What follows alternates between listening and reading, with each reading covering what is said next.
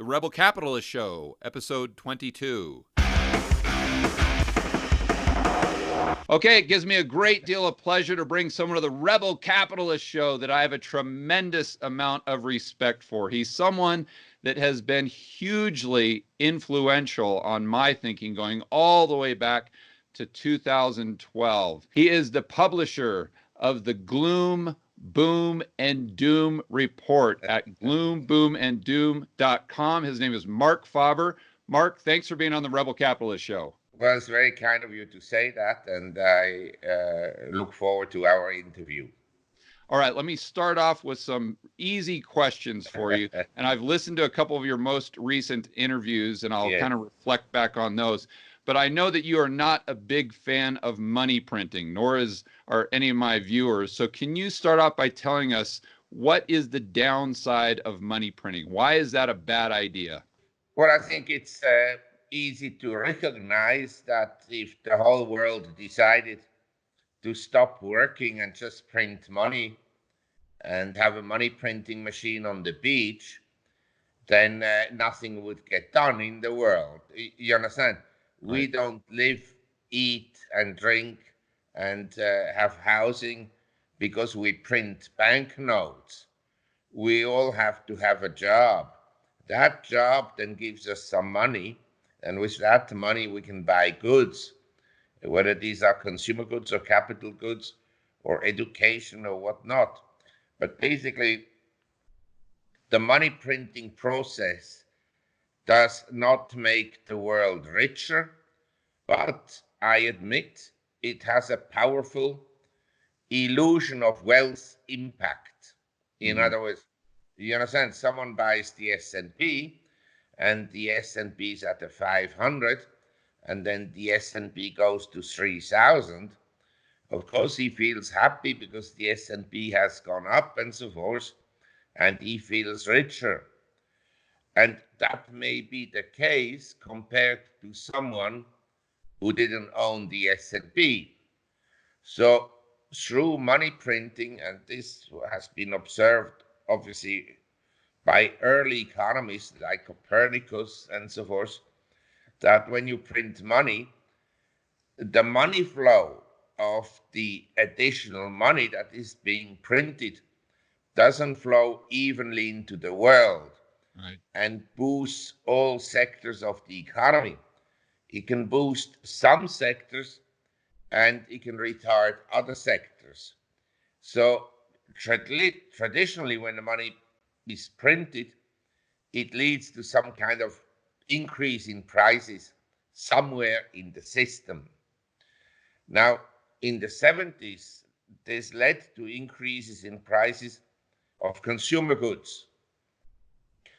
But after 1980 and up to essentially now, it's led to asset price inflation.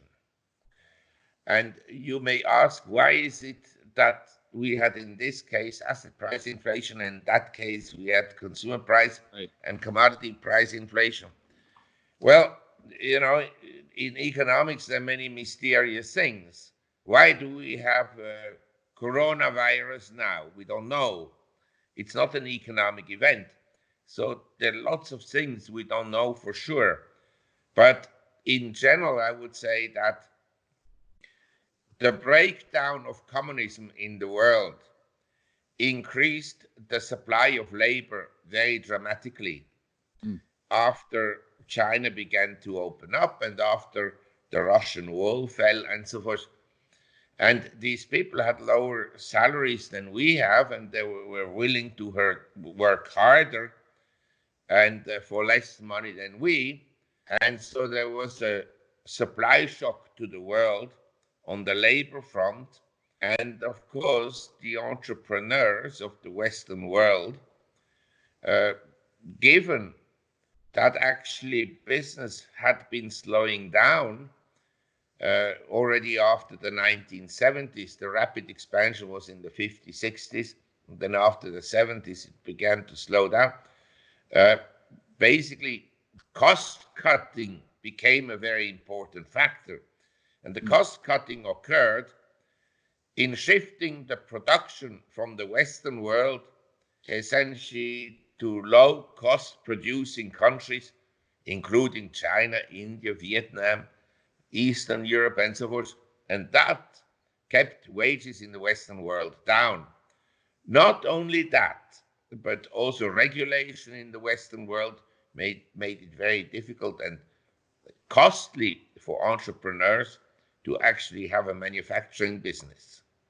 Right. How important was the interest rate cycle starting in 1981, just going down to where we are today? How important was that in that whole process, or the decision for people to take those additional Federal Reserve or the banknotes that the Federal Reserve is creating, or just the reserves and the accounts of all the big banks under their umbrella, and create more money and lend that into the repo market, and that flows into the stock market. And instead of creating this inflation of consumer prices in the 70s, we have this asset inflation in 1980 to today. Did the down cycle and interest rates have a big part to do with that? Initially, what is interesting is that in real terms, interest rates were negative in the 70s because interest rates were always below the rate of inflation. And it's interesting that after 1980, we had very high real interest rates, and yet the stock market went ballistic. So when people say, well, the stock market is going up because of low interest rates, I could say, well, in the 70s, in real terms, they were very low and the stock market didn't go up. In the Right. 80s, in real terms, they were very high and the stock market went up ballistically. So it all depends from what starting point you measure the economy and the stock market. 1982, the stock market in the US was dirt cheap because it was at the same level than in 1964, or lower actually. And in real terms, inflation adjusted, it had declined by over 70%. So the interest rates at that time, because they were in real terms very high in the 80s, I can say that they didn't have a very negative impact on businesses. But after year 2000, as you know, the interest rates on the Fed fund rate were kept artificially low Right. between 2001 and 2006. And that encouraged people to borrow money to buy homes. So we had this colossal housing bubble. And many people overlook this fact. When interest rates are very low or perceived to be very low, it encourages borrowing or leverage. So if we look at the world today and we compare it to 1982, you and I, we can say in 82, the system was not perfect, but the debt level as a percent of the economy was low. Right. There was low leverage in the system. And today, we have an extremely highly leveraged economy, not only in the US, but globally, also in emerging economies. And as has been discussed and documented well, we have very high leverage in China. And when the economy slows down amidst high leverage, and you know that from the junk bond market, whenever the economy goes into recession, high yield bonds or junk bonds, they collapse because the companies don't have the money to pay the interest. So if we have, for instance, at the present time, we have a slump in the airline industry, in hotels, and in tourism, because companies use the coronavirus as an excuse to tell their employees, now you don't travel anymore. So they can save cost. Right. I'd say now airports are relatively safe because there are not so many people at airports. Right. And less people at airports, than at the football game or basketball game or in a disco. So you understand? But it's Yep. being used as for companies to cancel events and so forth and conferences to cut cost. And so the companies in the hotel industry, if you look at, say, as an example, REITs, real estate investment trusts, are relatively safe investments. But at the present time, the REITs index of hotels in the world has collapsed because suddenly the hotels operate amidst very high leverage. Right. And so when the occupancy drops from, say, 90% to 70%, they're not making any money anymore. So right away, the dividends that will be paid by these hotel REITs will go down. Mm. And the airlines, as you know, even though they were full for the last 2 years, the earnings haven't gone up a lot because there was a lot of discounting. And again, companies tell their employees, you fly for 3 hours or less or 4 hours or less, you fly economy, you don't fly business class, and so forth. Again, Right. so a lot of cost cutting. And in my view, and this is well documented, the corporate sector in America is highly leveraged. Yeah. The household sector, as a percent of income, is not that high because they measure the interest payments of the household sector. Right. But we have, and this I didn't realize until I saw the figures and charts, on credit cards, you have record interest rates. That's right. And, this shows the problem of money printing. The rich people or affluent people like you and I, we use our credit cards for convenience. But poor people, they borrow money on their credit cards. Yeah.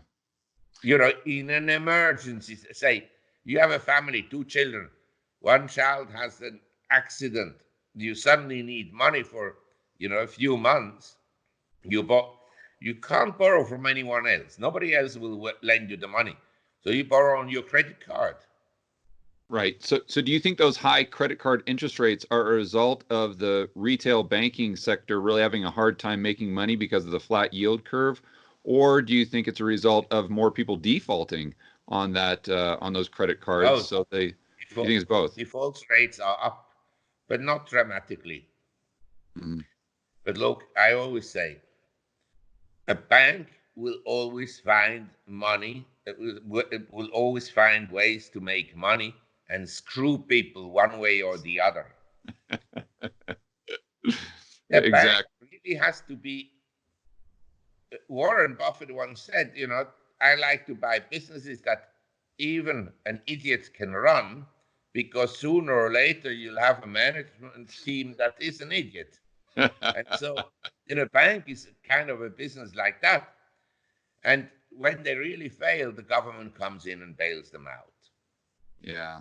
Well, I think it may not happen again, especially if, say, Bernie Sanders is elected. He will just nationalize the banks if they have problems. Yeah, exactly. I want to go back to something you said earlier because I think it's extremely important. And I talk about this all the time in my videos. It's really weird to me that people associate currency with the ability to consume. And instead of associating that with production and how much do I produce. And as a result of that, and I know you touched on this on some earlier podcasts that I listened to, or recent podcasts I've listened to, where if the person can focus exclusively on how much they can produce, working harder, and then look at the assets as kind of icing on the cake, that's a much better way to look at building wealth than where most people today look at it. And they don't really look at how much more they can produce or how much more value they can provide. They just look at how they can get rich on increasing asset prices. And can you expand on that a little bit further? Because I think that's just really, really crucial. And it's really weird how our society has gotten out of the habit of, or they've got this perverse way of looking at increasing their consumption levels or their ability to consume. Yeah, sure. But again, the printing of money has not only the disadvantages of creating inequalities in the system or widening inequalities because it doesn't flow to all people in the same way, but it also has very negative social consequences. In other words, I would bet you that if we hadn't had all this money printing, whereby a simple person reads in the paper that you have that and that many people who made billions from hedge funds. The hedge fund or a fund manager basically doesn't create wealth. You could essentially say, yes, he does, because he buys a company and then that company has the money and then they can create products and so forth. Yes, to some extent, I accept that view. But in most cases, it's led to speculation. And as we know from the private equity guys, it led mostly to the destruction of businesses. We can argue, it's good that some businesses get destroyed because that's the way capitalism works. Some businesses have to go out of business, and the clever operators like Amazon.com, they come in and they fill the gap and they do well. And the other guys who have the brick and mortar shops in the street, they go out of business because they didn't adapt. I accept that to some extent, okay? But it has led to the belief and to a society who essentially speculates. Right. And what you said is true. Lots of people, they think I buy a piece of land, I will become rich. Well, real estate does not always go up. In many cases where real estate has gone down or has been flat for many years, equally, not every stock goes up. Some go up and some go down.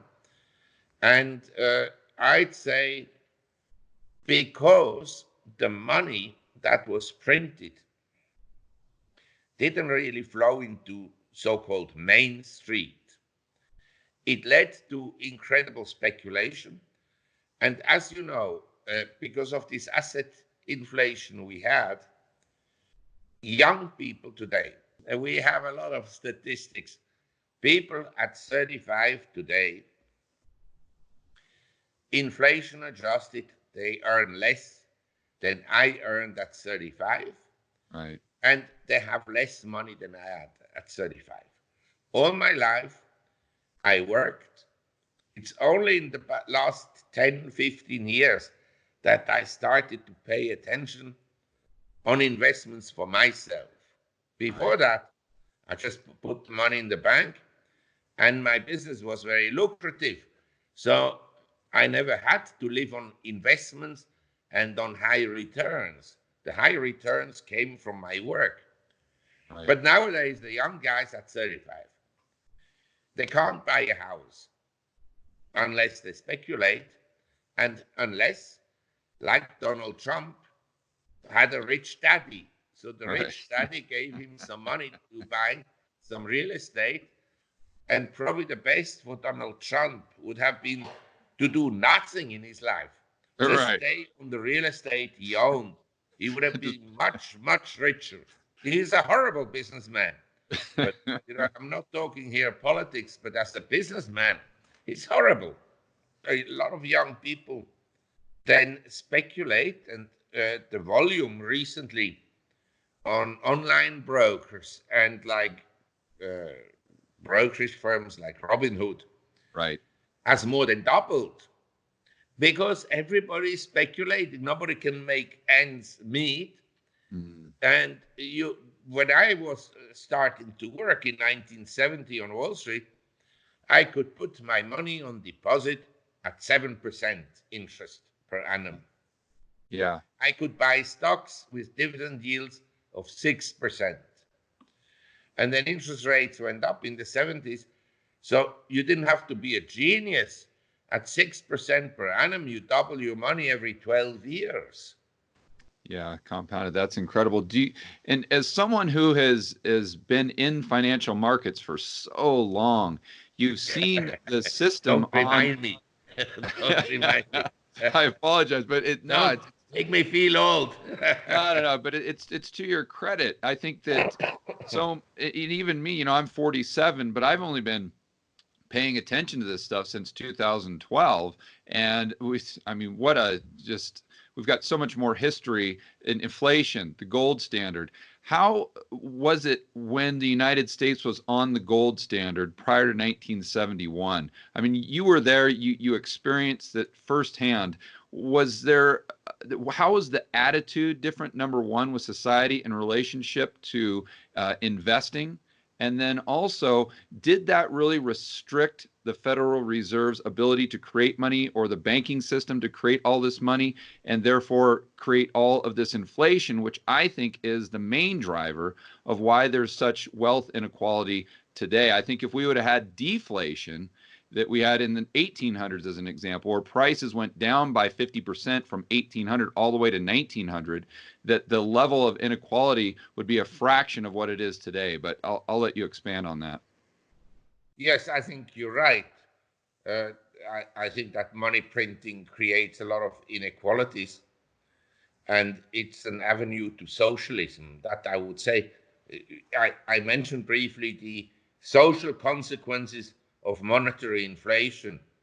I think that has, the Fed will say, it's none of our business. This is a political matter. But since everything is connected, economics and social sciences and economics and the politics, I think it has something to do with it. If you ask me, I was born in 46, and this was just after the war. And I spent a lot of time with my grandparents because for whatever reason, they actually liked me. That didn't happen a lot in my life, but they liked me. And so I could see a little bit the lifestyle they had. They never had a credit card. They never borrowed money. I think when they bought their house, they probably borrowed some money. But again, they didn't buy a house for the price appreciation.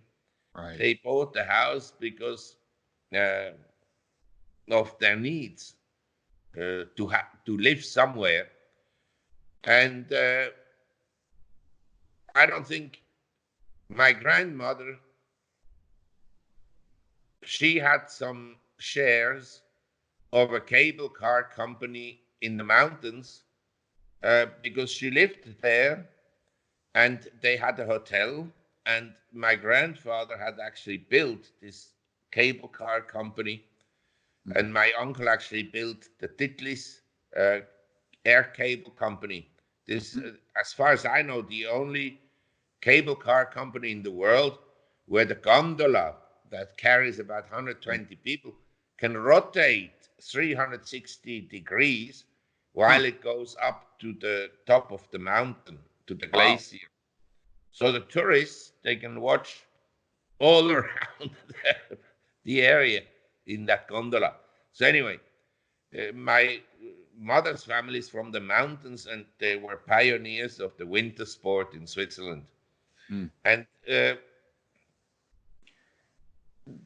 so they never had any shares. They just had shares in the local economy. But it wouldn't have never occurred to them to speculate in the market. My parents, they were a little bit more aggressive.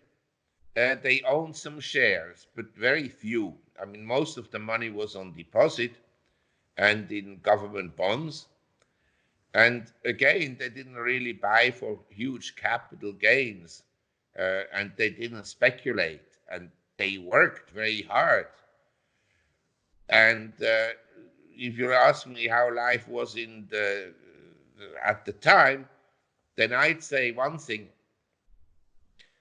the golden years of America were the 50s and 60s.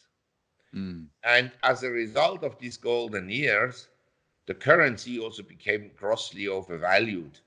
And so when they went off the gold standard in 1971, the dollar really adjusted on the downside, vis-a-vis especially the German mark and the Swiss franc and so forth. But life at the time was very different in the sense that we didn't have, actually it's very funny because Milton Friedman has written about this many times.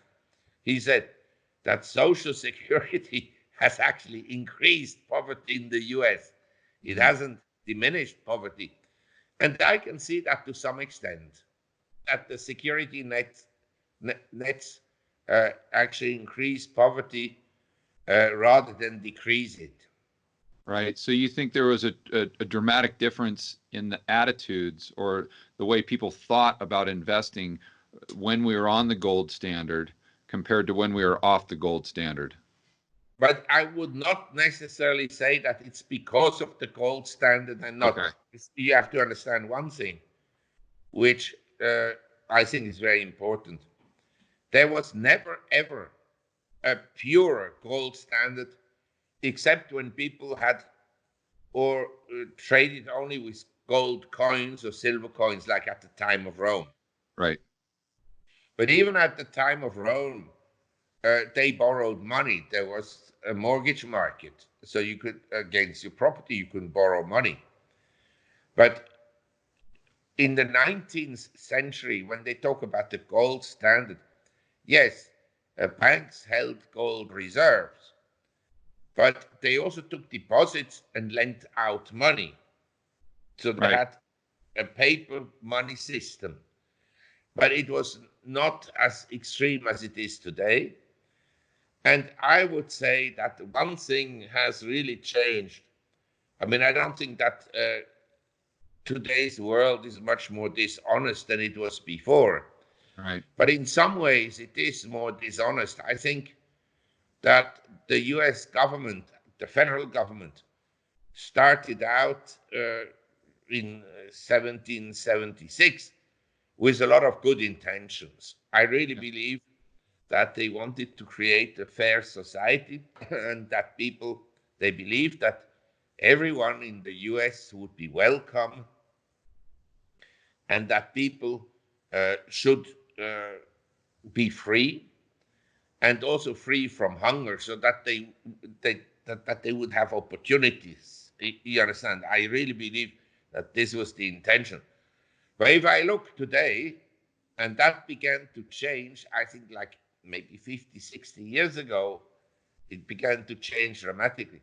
I think today's politicians, they have no clue what the original thought of the US was. I believe that they confuse freedom with absence of responsibility. You understand? You want to be free in your life. You're an entrepreneur. Well, sorry, you had to work hard. You had your responsibility to make a profit, to look after your employees, your family, and so forth, and to make a positive contribution. Otherwise, you couldn't have this program today. So I think that today's politicians, their aim is actually to make money out of politics. Right. There's big money in politics. Look, you take an honest country. Then you look at government expenditure in an honest economy. There are no 100% honest economies, but there are shades, like Norway, Sweden, Finland, Denmark, Switzerland, and so forth. They're relatively clean, I say relatively. And you go to the other extreme from the Democratic Republic of the Congo to Libya to Zimbabwe, South Africa, and so forth. There, most of the budget is stolen. Now, let's assume a government spends an honest country steals 5% of its budget, in other words, of the government expenditures. Well, let's say the US is relatively honest and only steals 5%. We're still talking about the budget in the US, in other words, federal government spending of $4 trillion. Right. You know what 5% of $4 trillion is? Is Right. $200 billion. Right. Yeah. It's a lot of money for the federal government to steal, and that is the assumption that they're honest. Let's say if I assume I would rather stay in Washington, they steal 20% of the $4 trillion. So we're talking about close to $1 trillion that goes somewhere. Yeah, I couldn't agree more. And it's I dislike all politicians. The right, the left, it really doesn't matter. Everyone who watches this channel knows that. I always say that I dislike all politicians equally. In the United States, I haven't. They're just they're brutal. But why do you think that the Scandinavian countries, you brought them up, they collect a lot of money in tax revenue, and most people don't understand that's mostly from the middle class. They just like to get, the left likes to get fixated on their high tax rates for let's call them the rich, but they don't understand that the majority of that money that they're spending for all those social welfare programs, that's coming straight from the middle class. And the rich will never pay tax. Okay, yeah, so that's one thing. Let's actually go off on that, because that's one of the questions that I had for you. Taking it back to the United States and this introduction or potential introduction to the wealth tax, I always get, feedback and people trying to refute that, saying, well, that the rich will never leave the United States. We can go ahead and put on a 50% wealth tax or whatever it is, over 50 million, and we all know that will go down. But they always make this claim that they'll never leave because there's no place like the United States, and they're not going to go to a third world country. But my point is, you've known a lot of really rich people. You're very well to do yourself. Are they wrong or are they right to assume that tax rates or the wealth tax wouldn't motivate a rich person to move somewhere else? Wealth is relative. You're never rich enough. But what I want to say is, I think to some extent this may be true, but you understand, in America, even at the time when they had very high marginal tax rates on the wealthy, they didn't pay a lot of tax. Yeah, the tax revenues compared to GDP was the same. I always use these charts. Yeah. In my view, the wealthy, they don't have to move somewhere else. When every legislation in the US goes through Congress, by the time it's gone through all the various lobbyists and so forth, it's watered down. And what you will end with is the higher middle class, like say a doctor, he cannot cheat much on taxation. Right. Because he has to build the insurance companies and so forth and so on. He has employees. And so his income is very visible. The very wealthy people have a lot of income that is not so highly visible. And they have a lot of capital gains. And to tax capital gains is a very problematic issue, and I want to tell you why. Say your parents, let's assume, they bought a farm 100 years ago, okay, or 80 years ago. And the farm at that time was very cheap or low in price. And they held it, and now the land is worth that much. Mm-hmm. But as it happens, your parents pass away, and they have 3 children. You understand? And the 3 children, they happen to like to keep the land. But under capital gains tax principle, A, your parents may not have been able to keep the land, and right. B, the children that will inherit it, they will have to break up the land otherwise they can't pay the tax.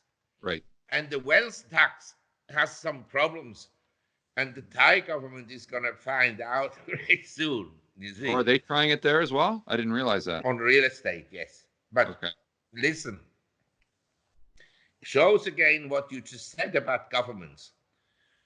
The economy in Thailand, at least for me, visibly, because I'm not an economist that only reads statistics in books and behind closed doors in a central bank building, but actually I observe people on the street, I observe the traffic, I observe the hotel occupancies, and especially I observe how many people are in nightclubs.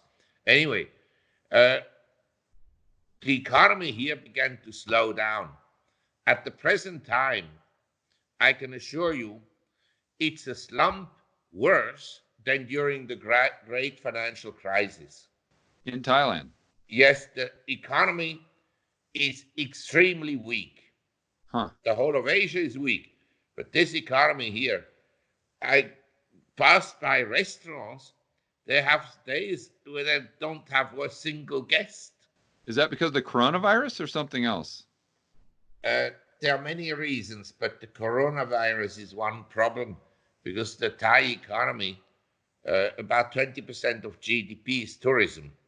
Okay. And of the tourists, 28% come from China. The Chinese are absent. They're gone. Right. They're not coming at the moment. And so the hotels, and of course, as you know, money printing then leads to stupid investments. The hotel industry in Thailand expanded dramatically in the last 5 years. And right. the tourist industry, they bought buses for the Chinese because the Chinese are so numerous. You have to ferry them around in huge buses, not in small cars or mini buses. All these investments are on credit. All I want to say, in my opinion, the economy is very bad, and the stock market this year is down 15% after a bad year last year. Tells you a little bit something about the economy. Anyway, in its wisdom, the government now is introducing taxes on land. Not huge taxes, but say enough taxes to be meaningful for people who don't have other incomes. Right. But you can avoid these taxes by making your land agricultural land. So the government gives you trees to plant on the land, or you can plant bananas and other fruits. Now, everybody will plant something, you understand? Now, if everybody plants something, what will it do to farm prices? They will collapse. Right. We have a surplus of fruits, of vegetables already. Yeah. And the tax increase at this time of the economic cycle is, of course, stupid, because a lot of people will be struggling to pay that tax. Right. And I tell you, all these taxes, they lead to endless cheating. Right. In Switzerland, we have many people, and the only ones who really pay the tax is where you have visible wealth. Say you have a house, you have to pay tax on that house. And it's a funny way to calculate. They will say to you, if you didn't live in the house and you would let it out, you would get, say, every month $3,000 or $5,000. So they calculate this as your income by living in the house. And on that, you have to pay tax. So they calculate the tax on the house as though you rented it out. They calculate as if you would rent the house. And then they assume that you would earn this in addition to your income. And so you pay tax on essentially your own home. And you pay a wealth tax. And the wealth. Yeah, it's just the middle class and the upper middle class that ends up paying the taxes, to your point. The rich have ways, because they have so many resources at disposal, to get away. They have so many lawyers. Yeah. Lawyers. Right. So I want to get, since you're right in the middle of Asia, and we talked about the coronavirus, that's really a hot topic. It's on everyone's mind for obvious reasons. How do you see that playing out in the global economy and then in the US economy as well? Well, I think that we don't know yet how severe it will be, but what we know is that it's unlikely that it came from bats in a market in Wuhan, let's say. It's not very likely. You know, some people still believe in Father Christmas and believe that 9/11 was uh, carried out by a man in a cave in Afghanistan or Pakistan and so forth. You know, so let these people believe that. But in general, I would say it's unlikely that it just came from some bats in Wuhan. It's highly contagious.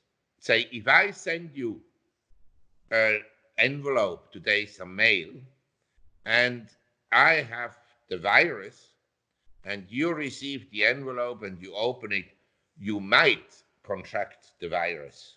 Yeah, what are the economic impacts on that in the world economy? I mean, obviously the health concerns are very legitimate, but even more so than the health concerns, I think the economic impact could just be really huge. The economic impact, if it's not over tomorrow or next week, is going to be, and I hate to say that, it's going to be devastating. Yeah. Believe me. I mean, say you're a cruise ship operator and you're the consumer.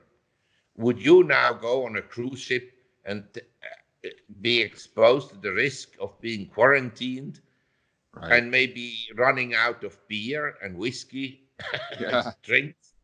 That Yeah. is the worst part. In an extreme case of quarantine, you're not even allowed to leave your room. Yeah. And so how does that play into the US Now, economy can that's you already so imagine fragile? staying with your wife for 2 weeks or 4 weeks in the same room? Yeah, It yeah, would that's the worst kill me. part, right? Yeah, that's the worst part. Also for the wife, but to be Yeah. fair, we have to be politically correct here.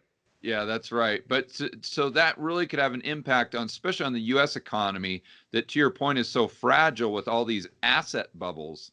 That Yeah, it's not the size of the bubble, or it's not the size of the pin, it's the size of the bubble. And I just see that potentially being the black swan or the tail risk that could really bring down the U.S. markets because they're so levered up. yes, I agree with you. You know, this. I, I still maintain we don't know for sure, but if it's so contagious, as I just pointed out, and it spreads, and something is important in today's economy. A lot is hot air. You understand? This whole social media stuff is basically hot air. And going back to the people who want to make money without work, the social media crowd is a phenomenon of mostly people who want to be famous All right. without delivering anything.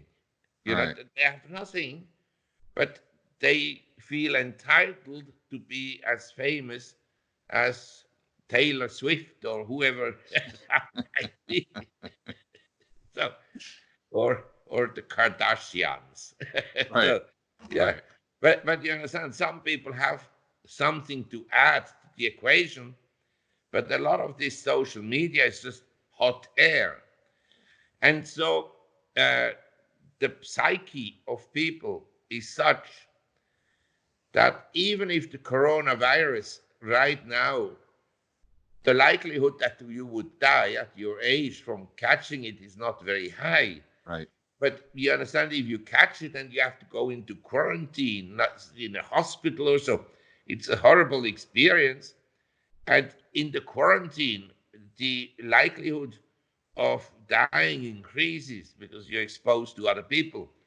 And so I would say uh, the chances of you having a car accident is much higher than you catching the coronavirus. but people are not used to this sudden kind of disturbance. Right. And so the psychological impact is huge. Yeah, that's really, it's the And psychological impact that leads to the economic impact. Yeah. yes, and I said before, the corporation use this as an excuse. No more conferences, no more traveling.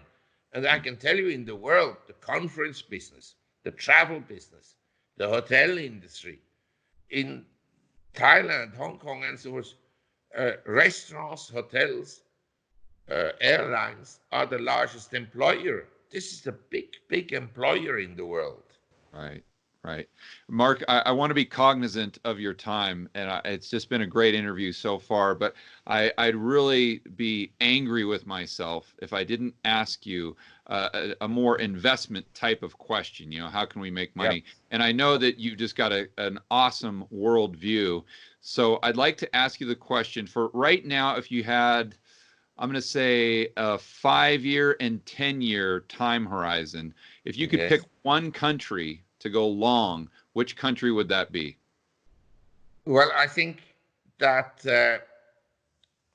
right now I would actually wait to make major investments because look, I think we had a bull market, uh, a structurally since or secularly since 1981, but Right. more so, say, from a cyclical point of view since 2009. Actually, in a few days, we're 11th year in the so-called bull market. Maybe it's over now, but anyway, and 11 year in economic expansion will be in June. So we're in a very old bull market, and now the market dropped for some stocks. Tesla from the peak was down 33%. And despite all the BS that the mainstream media will tell you, on Friday the market at its low was no higher than it had been in January 2018 Right. when the S&P reached 2,840. Hmm. And in September of 2018, the S&P reached 2,940. So basically, at the low last Friday, we're no higher than 2 years ago. Flat. Right. But we are, of course, elevated in other respects, especially in bonds. The bond market has been rallying a lot. Over the last 12 months, you did better in US treasuries, in long dated treasuries, than in stocks. Uh, and you have the FANG and related stocks that are in the sky, like in 1973. At the time, we had stocks like Kodak, Polaroid, Sears, J.C. Penney, Mm. Levitt's Furniture, Kresge, which became Kmart, and so forth. They were all in the sky, and Xerox. But we have a heavy concentration of stocks. When they go, who knows what will happen? But I think the first decline we had is actually not a buying opportunity. I think we can go quite a bit lower. But do you think there's a buying opportunity right now in any other countries, like emerging markets In or? emerging markets, the valuations have come down, but I'm sorry to say that the economic outlook, under certain conditions, if the coronavirus is really very contagious, it could really hit global trade. I'd like to Right. point out my view is that it's not the coronavirus that will cause the next recession, but it could be the catalyst that Right. suddenly people think differently and act differently. And suddenly they will say, well, I'm not going to buy anything from China because it could be infected with the coronavirus and so forth and so on. So you understand the Yep. psychology of people may change a lot, but it can be a catalyst. And I just read a book about, that big changes in the distribution of wealth usually only happen through wars and revolutions and plagues, because Right. otherwise the wealthy people will never voluntarily give up their wealth. You have to hang them up or put them under the guillotine, like in France, Right. that they that you can take their wealth away. Otherwise, they will resist. Right. But a lot of people argue that that's why we should have a wealth tax. And I can't imagine. I mean, obviously you're not in favor of that. So what is the solution?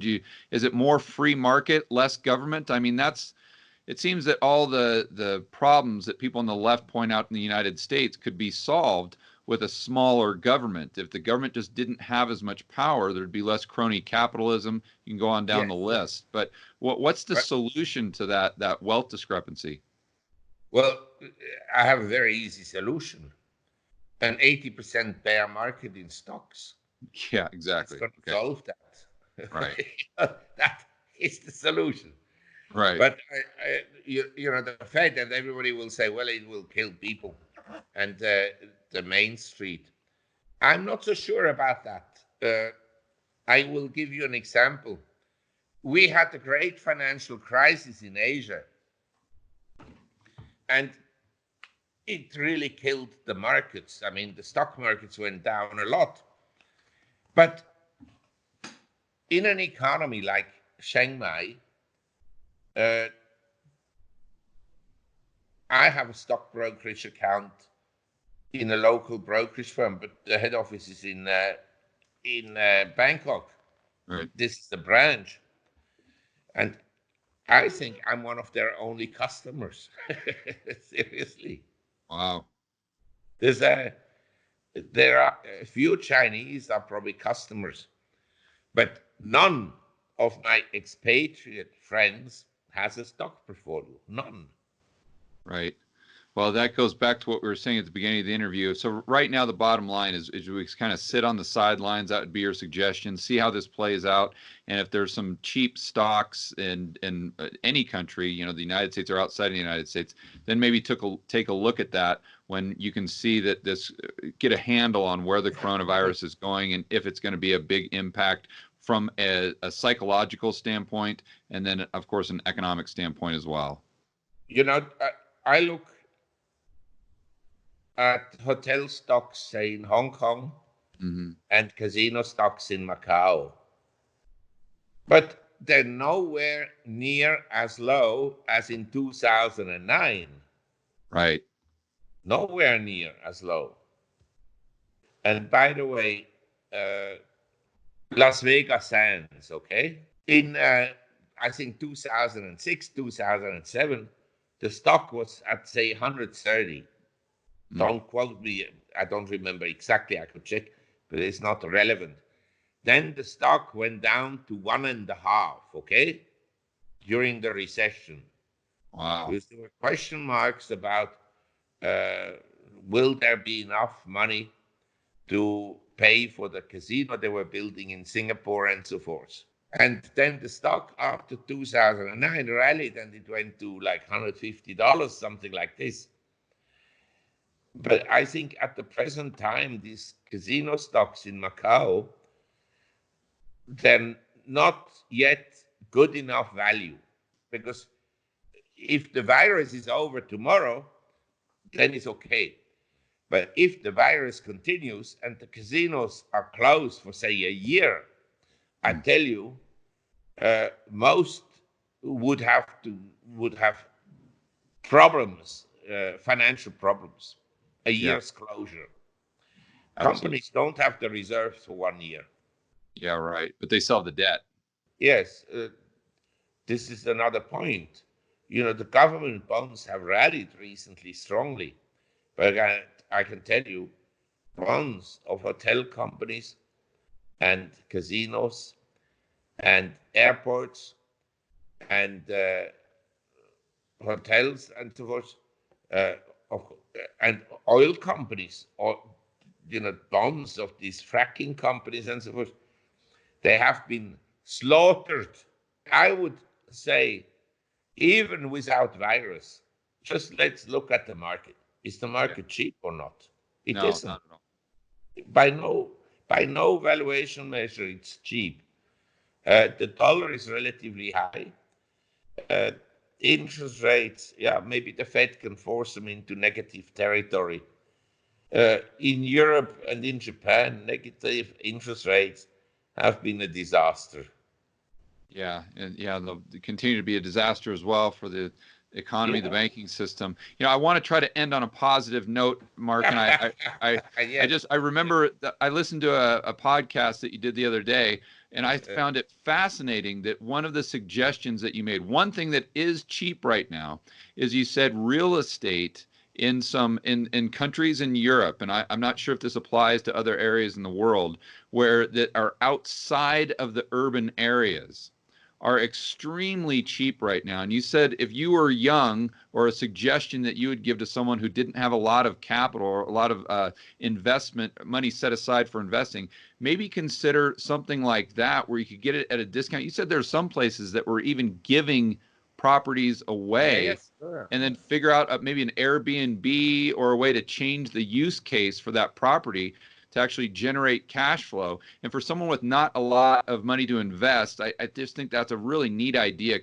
Before we go, could you expand on that briefly? Yes, first of all, I think that a trend that began a while ago, and we have statistics about that, and these statistics are not distorted by government figures. More and more people work from their homes. Right. You understand, we are in an economy where you have more and more people, they are like part-time employees in a company, or they get a job from a company, but the company doesn't even want to have them in their offices. They say, in 3 months, come with the results of what we told you to do, and so forth. So a lot of people work from their homes. I have an office here, but it's next door to my house, and I stay in Chiang Mai. If I were 20 years old and I was in the financial field, then probably I wouldn't be here. I'd be hustling around Hong Kong or Singapore or New York or London, or in a financial center. But at my stage in life, I can do that because of the internet connections and communication connections. And so I believe a trend is on the way where companies realize that it's incredibly unproductive for someone to take a train in the morning, travel 1.5 hours to the office, Right. works, and then travels 1.5 hours back. So the companies will tell their employees, look, come in for meetings, but the rest of the time, you're free to work from home. But you have to do your job, and you have to report to us so we can see what the results are. And so I think that this trend is on the way. Now, the coronavirus has already led to some companies telling their employees, stay at home. Mm-hmm. And I think the companies will make good experiences with the stay at home policies. And so it's a trend that will take on. You could live, say, at practically no cost in the countryside somewhere in Portugal, Spain, Italy, uh, Sicily as part of Italy, of course, and also in Germany, in the countryside, and even in England, in the countryside. Uh, you could spend very little on your housing cost Mm-hmm. and have a nice place. And if you have uh, halfway some brains, you can actually fix up the place yourself. You Right. don't need to be a genius engineer. But nowadays, there's so many courses that teach you on YouTube how to do something. So Right. even someone not that talented can maybe learn. And the local people, they can also help you a little bit at a relatively low cost because you can pay them under the table. Anyway, all I want to say is I think that considering the very high level of cost of city centers. You Yeah. know how much the rent is in Madison Avenue in New York, around the 50th, 60th Street and so forth, is astronomical. The same in Hong Kong, in the main shopping streets. And more commerce occurs through e-trade, in other words, e-commerce. Mhm. This is a big thing for the luxury goods companies.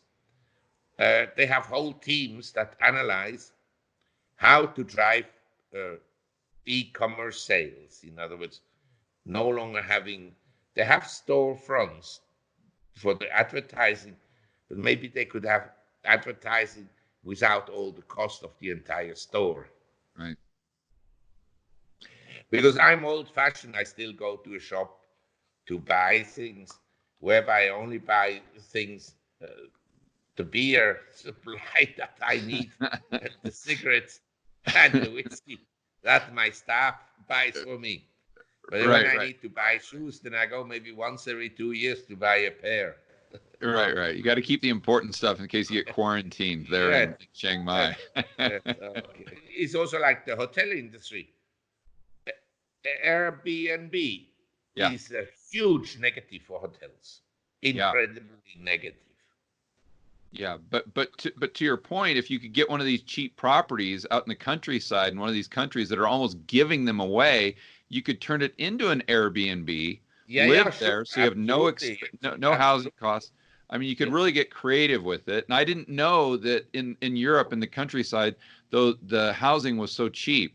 So it's really. I tell you why. Because also in Switzerland, it's hard to believe, but in Switzerland we have mountain villages. They died out. The young people have no employment, so they go to the cities and work in the cities. And the parents, when they die, nobody lives there. So we have villages where actually the government will give you a house, but you have to fix it up. You understand? It's not entirely free, but considering how, say, if you live in New York, you should know how expensive it is to live in a decent place. Yeah. Whether you own the property or you rent, it's expensive because if you rent, the rent is high, and if you buy, the maintenance cost is very high. Yeah. Well, I'm in Medellin right now. I do a lot of real estate investing in Colombia, and I've done it in the United States. So I totally understand what you're talking about on a price per square meter or price per square foot or the rentals. Sure. Yeah. All right, Mark. Well, I really appreciate it. And so you have properties in Medellin. Yeah, I do a lot. I'm in Medellin right now, and I do a lot of real estate investing here. Exactly what you're talking about. I go buy old apartments and I fix them up, and I either keep them in a rental portfolio or sell them. People tell me it's a really nice place. It's gorgeous. Absolutely gorgeous. The weather's great. The people are great. The food's great. Extremely low cost of living. And you've got a lot of the digital nomads here as well, to your earlier point, that they don't need to be in an office. They don't need to be tied to a brick and mortar location. So, okay. Mark, for those of the viewers who want to find out more about what you do, can you tell us where to find you? We talked about the website before. That's gloomboomanddoom.com. For any of those who are interested in looking at a newsletter, I would highly suggest looking at what Mark has to offer. Just some great, great stuff. But is there any other place where people can find out more about you? Well, I think this is the essence, the website, and they can Google my name. So usually, some interviews like yours will be put up. But thank you very much for trying to advertise my services. Well, no, thank you, Mark. Again, it was just really an honor, and I want to thank you for just putting yourself out there, because I've learned so much from what you do and just your research and all the videos that I've seen of yours on YouTube. So it was really an honor. Thanks a lot. Bye-bye.